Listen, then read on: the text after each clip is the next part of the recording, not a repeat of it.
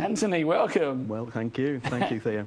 So I'm going to show the audience the books first. This is the first book you wrote. It is, yeah. Is There Life After Death? And it's got a subtitle which is The Extraordinary Science of What Happens When We Die. Got that?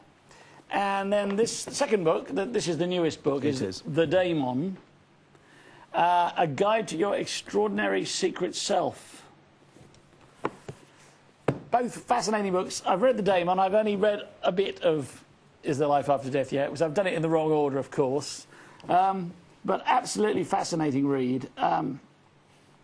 How did you come to develop your theories? Well, I suppose it started many, many years ago, because I used to experience probably one of the most common psychological effects called deja vu. Deja vu. And I always used to think, what exactly is happening here to me? I clearly am remembering an event before it is happening. It's as if I'm living the time again, or remembering the time again. And I was in the fortunate position that I had a little bit of time available to me to do what I'd always wanted to do, which was write a book. So I thought, oh, well, I'll go away and read up all I can about deja vu. Because your background is not a scientific background. No, I'm a social scientist by background. You are a sociologist. I'm a sociologist by background. Okay. So effectively, when I was at university, I did follow courses on the sociology of religion and the sociology of language. So there were certain overlaps there, and indeed, whilst at university, I was involved in a small group that we used to investigate ghostly happenings and things around the Warwickshire countryside. But it had always interested me, as it has had indeed things like UFOs and alien abduction and everything else. But it was deja vu that particularly fascinated me. And I started to read up in the subject, and I was surprised to discover that although there are many, many theories about what deja vu is, nobody actually knows for sure what it is. I mean, most people will cite the example, oh, well, I've heard a theory that it's because part of your brain processes a bit of information before another, and it's like as if it's being doubly presented to consciousness. So therefore, your subconscious has processed the information before your consciousness sees it. Well, you have, in the book, The Daemon, you do write about that as an actual fact, don't you? That, in fact, there is a delay. There is a delay within the brain, but it actually happens with both sides of the brain as well. No, there is a delay, and there's some fascinating research being done on that, which means effectively that we do not process reality now. In other words, there's a delay of about 0.5 of a second between what is happening outside of you and how your brain processes it. But if it was 0.5 of a second, that wouldn't explain deja vu, would it? Because deja vu is often something that is going to happen, you know, or has happened years ago, or you think you've had a memory of it. Indeed, one of the theory that says that part of the brain has processed it before is something called the Efron thesis, which was put forward by a psychologist. The what thesis? The Efron thesis. Efron. Efron, A-F-R-O-N. It was a guy called Robert Efron that wrote a paper on this. Okay. And Efron argued that the non-dominant hemisphere of the brain processes something, you subconsciously have processed it, and then you effectively recognise it in reality. Now, the whole argument with this is it's quite a beguiling idea. However, recent research has shown that people who are profoundly blind also get deja vu experiences, and the ears don't work like the eyes. Therefore, the Efron thesis is completely out of the water as an explanation.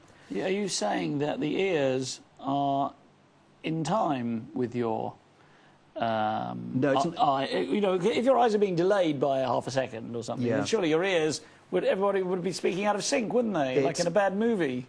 Well, effectively, again, even if people were speaking out of sync, if everything was being processed at the same time, as far as you're concerned, it wouldn't be in sync. Oh, into consciousness. Yeah, but effectively with the... So they'd speed up one bit and slow down another. Yeah, in effect. I think the thing with the Efron thesis, I think you need to understand, and it can get quite technical here, is that the non-dominant hemisphere of the brain, the visual field of each hemisphere of the brain comes out of both eyes. The periphery vision of each eye feeds through to one part of the brain or the other. So both parts of the brain have stereo vision.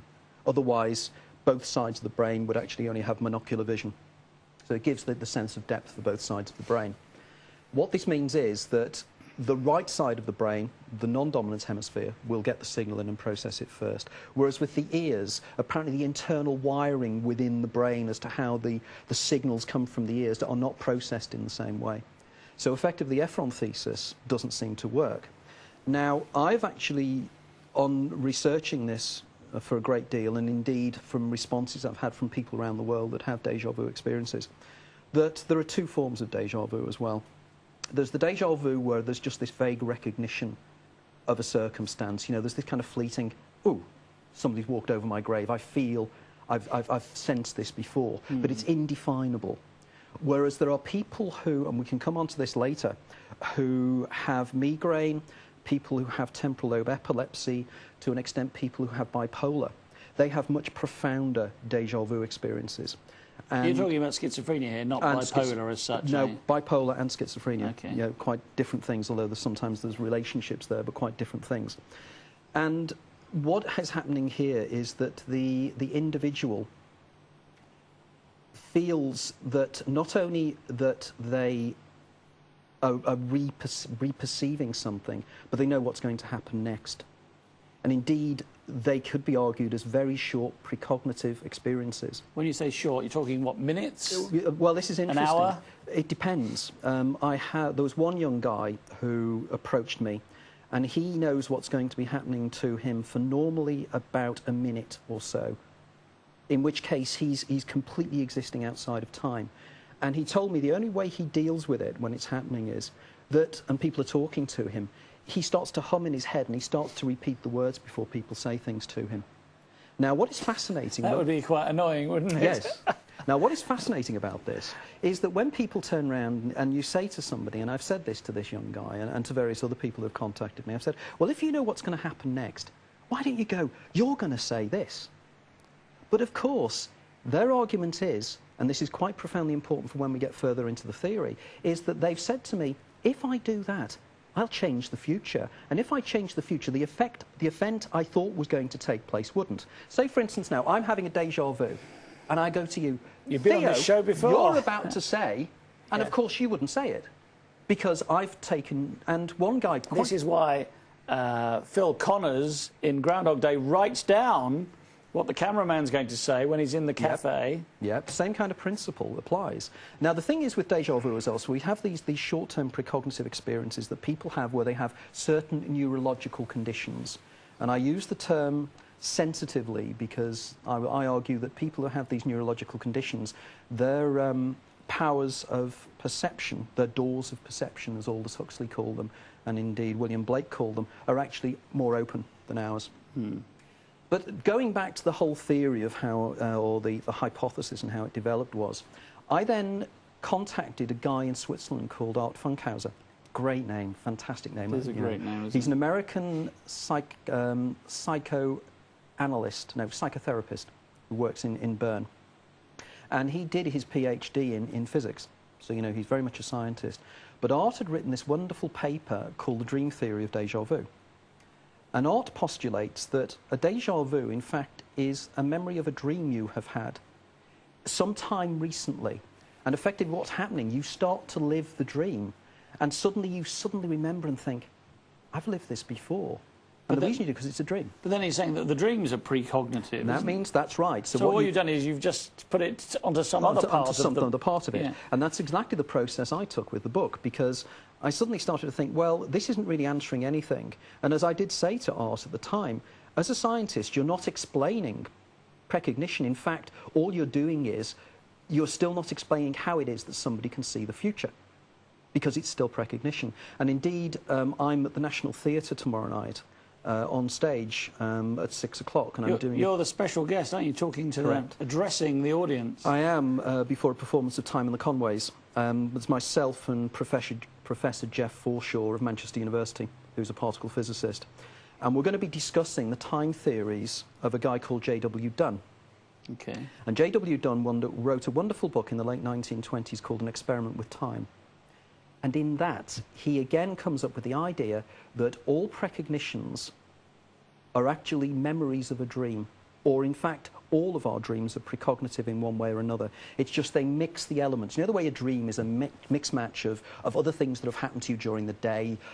They're not terribly logical sometimes, though, are they? But what you need to do, according to Dunn, was when you wake up to make notes of your dream, and you will find that there will be elements of precognitive events.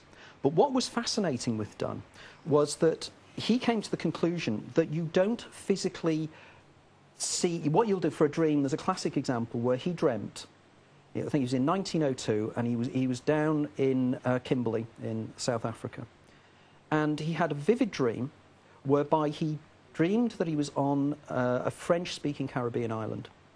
And while he was on the island, in the dream, everybody around him spoke to him in French.